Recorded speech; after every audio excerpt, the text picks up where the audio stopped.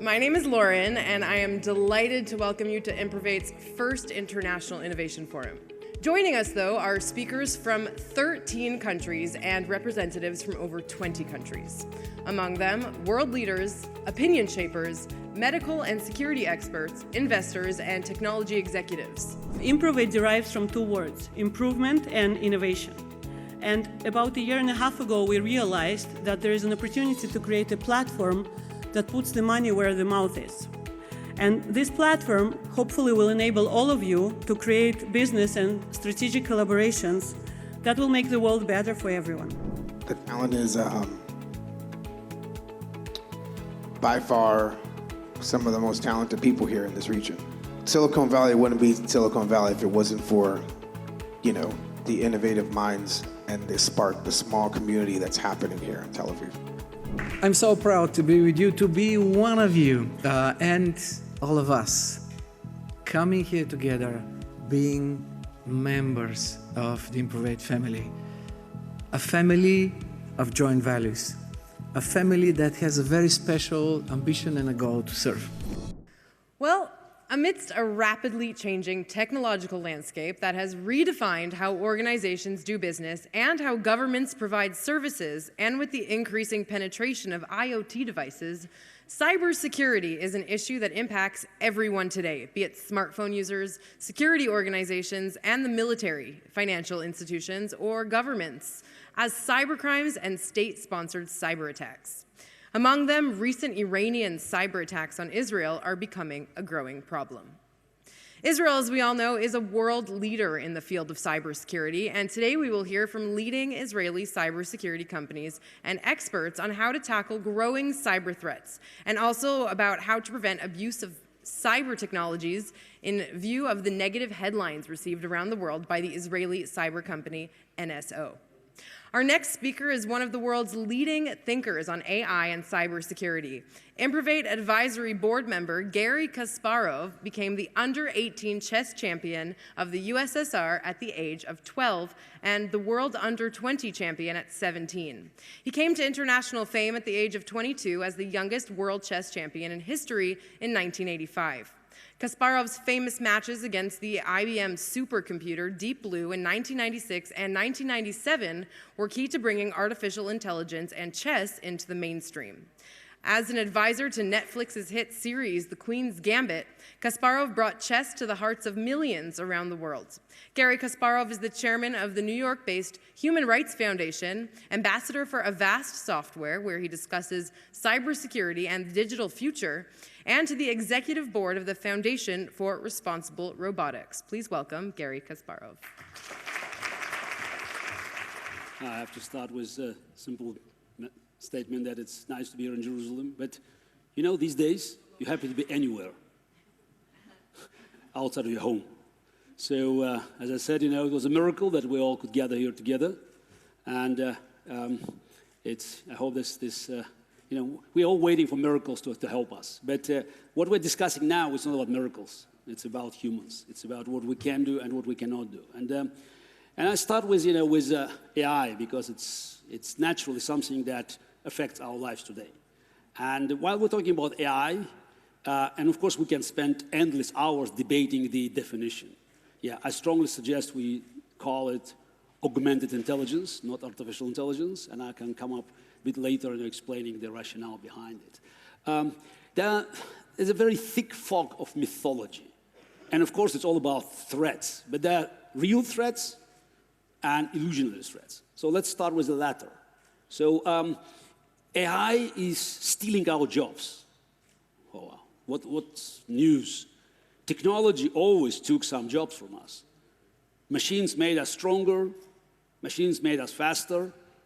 So machines could make us smarter if we know how to use intelligent machines. AI is unethical. AI is not unethical. It just, it's a mirror. It's a reflection of who we are. Complaining about unethical AI is basically, it's complaining about the mirror we're looking at. So because AI works with the data that our society generates. And if there are disbalance of this data, so we will look at AI. And by the way, it helps us to understand that there's certain things we have to work on to improve.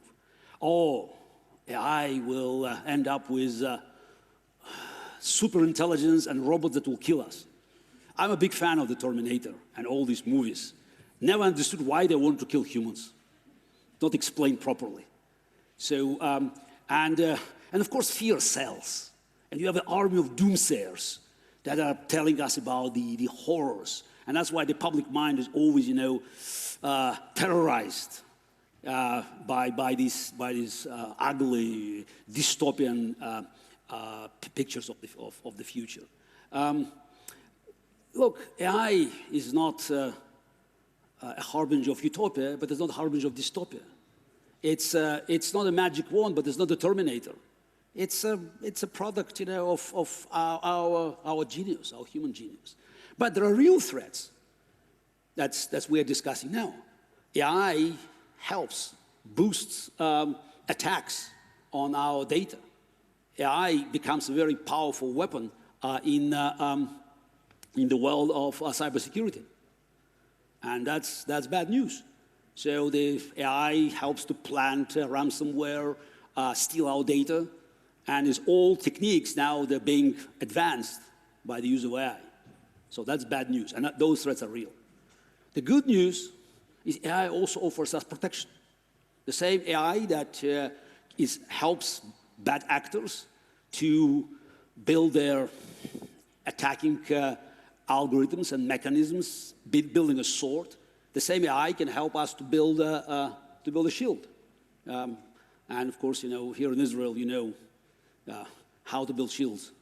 But you also know something which is, I believe, is a rule number one in the world of cybersecurity. The best defense, some say the only defense, is a good defense. Playing defensive game in AI is just, it's a losing proposition. So again, let's now concentrate on human and machine relations. I don't want to pretend that I'm a great expert in tech, but I know something, a thing or two about humans and machines. And the reason I'm very confident in telling you that we should not be afraid of machines, because I was the first human who has his job threatened by a computer. Okay, I learned my lessons, and I know that, that certain things are inevitable, and you should not, cry over spilled milk or standing on the way of progress. And it is a progress.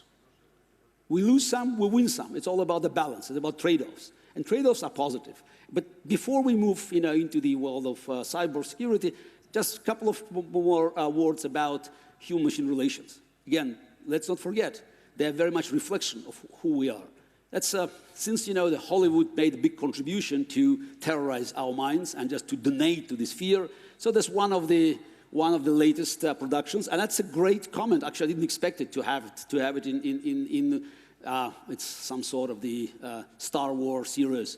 It's Mandalorian. So droids are not good or bad. They are neutral reflections of those who program them. Yeah, maybe it's too simplistic, but that's exactly what it is. So that's why, again, just let's remember who we are, and let's recognize that at the end of the day, it's all about humans. Whether we talk about AI and jobs, AI and industries, AI and conflicts, humans still have monopoly for evil. And let's not pretend that this threat comes from the other side. So it's not about machines going to destroy us, it's about bad actors that are using machines. Ironically, by the way, the bad actors come from the unfree world, but they are quite effective using technology invented in the free world to undermine our freedom and our well-being. So that's for me, it's a clear illustration that we have to look at the threats in a different place. And now something else. So it's to illustrate this point about humans and political battles. AI helped to build very sophisticated networks, spam networks, that were very influential in many political campaigns. What you see here, it's a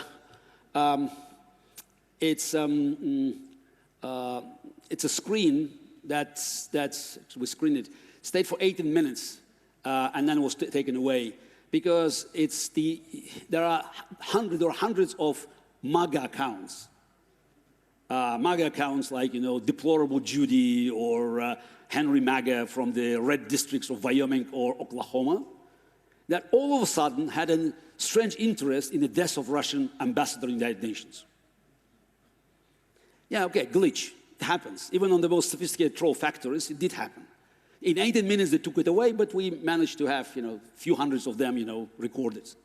So again, this is the way, the technology has been used to undermine our democracy. Again, very successfully. And I go back to point one. The only defense is the best offense. And let's not complain about bad actors, regimes, from Putin to Chinese to Iranians, and yeah, it's a long list, using this effectively because we still lack political will. I'm not talking about Israel, of course. You can have different governments here, but it's all had enough political will to fight back. But about Europe and the United States to fight back and just to go to the source. So as I mentioned, for the last 5 years, I've been working with Avast Software, the security ambassador. And most of my presentations, they were just, it's about, again, humans and machines. It's just about looking at this, at the very nature of these relations. And while, again, I try to not to interfere with the areas that's beyond my pay grade, but because I know the limits of my ignorance. But I noticed a few things, and I just and unfortunately those things they create a quite a picture that is troubling. Yeah, it's yeah. So machines, yes, machines or KGB, so you name it. Yeah. Some time ago, I was at a conference in Mexico, sitting with Rajarshi Gupta, who is the head of AI in Avast, and we talked about this kind of threats, these problems. And again, while Avast is busy defending the world against these threats. So an average, in year 2020, so Avast, I'm sure it's stopped 1.5, in average, 1.5 billion attacks, every month. So 280 million files every month. So this again, and the numbers, of course, keep going up now because pandemics force us back to our homes. And that's why a lot of work that had been traditionally conducted from your office, from the workspace, where your computers were protected by the company's software, now they have been executed from your home computers that lack this adequate protection. So all of a sudden, the hackers of the world, they got a couple of billions of new targets. And of course, these targets are not adequately protected. So with all this talk about GDPR and about our concerns about technology and about the threats to our data, the most popular password in the world is still 1 to 8. And the second one is 1 to 9. That's what I say, it's all about, I call it digital hygiene. We know we have to wash hands, especially now at the time of pandemics. We also, most of us, I guess, brush our teeth at night, in the morning, twice a day. But we don't do the same things with the device that contains the most valuable information. They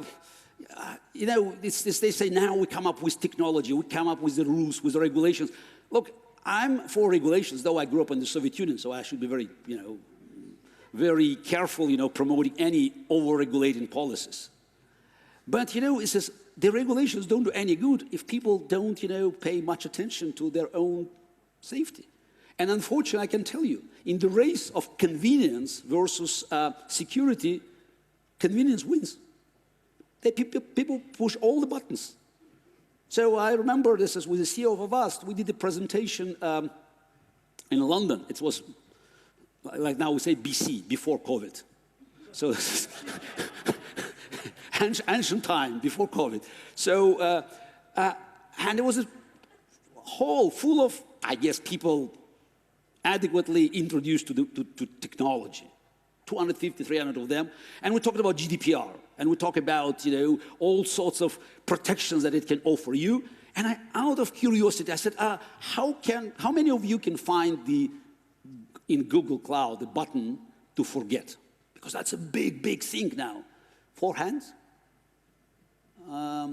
Again, so we can and we should, of course, offer adequate protection. But unless people know that it's important, unless they're willing to actually to work, to work in cooperation, nothing can stop bad actors of benefiting from tons of data that's available. Because it's very simple. If data is generated, somebody will collect it. And of course, the public now is concentrated on Google and Facebook. And if you follow my Twitter, you can find out that I'm not a big fan of these tech corporations. And I have been writing on these topics for a vast blog for many years, 30+ articles, and I always talk about the triangle, the government, tech world, tech giants, and the public, and how the relations within this triangle as still being fostered. But at least we know that this is the Facebook business model. They collect the data, they thrive on it. So we can try to limit, damage, political campaigns using it or advertising, but the real threat comes from the other side. And now with these smart homes, with appliances that is being, introduced everywhere, that's a gold mine for any hacker. Because the resilience of any system depends on the weakest link. And of course, coffee machines or washing machines, they don't have the adequate protection. Everybody wants IoT, but not everybody knows how to make it work. So, and also, just since I mentioned, this is my work with Avast, so I did during pandemics, I had many Garry on lockdown series. So and Nicole Pelrose, she's one of the leading experts in the area, and it's recommend you can look at this because, she made so many great points. And one of the great points that she made, again, just wrapping up my presentation, is that she said, look, the threat is too big. You cannot do it, just if our efforts are being spread out seen. It's about combined strategy, how to fight back. And any government that is not actively fighting bad actors is basically working with them. That's again very, very simple. So just a few final words because my time is running out and I'm a chess player. I know you have to respect it. So it's all about humans at the end of the day. Technology is crucially important, but it's all about humans, how we use it, and whether we have enough resolution, determination, political will to actually fight back and make sure that this technology helps us, because it's always a balance. It's not win-win. It's always win and lose. It's in our power to make sure that the trade-offs for the future will be positive. Thank you very much. And that is it for IMPROVATE's Jerusalem 2021 International Innovation Forum. The forum is just the first step in creating collaborations between governments, businesses, and investors, and leading Israeli technology companies that were here today. The exposure right here at this conference is a first step. The next step, delegations and real-world business connections to promote IMPROVATE's vision of making technology accessible to all and improving the lives of people across the world. I would like to thank all of the wonderful speakers and panelists, the companies who presented the best of Israeli technologies, and all of you, of course, who were here with us today. A special thanks to two amazing women who made today's event possible, IMPROVATE's founder, Irina Nevzlin, and Ronit Hassin-Hochman, who together prove that nothing stands in the way of will. Thank you both so much for putting on today's important gathering. Happy Hanukkah, and we will see you guys at the concert tonight. Thank you.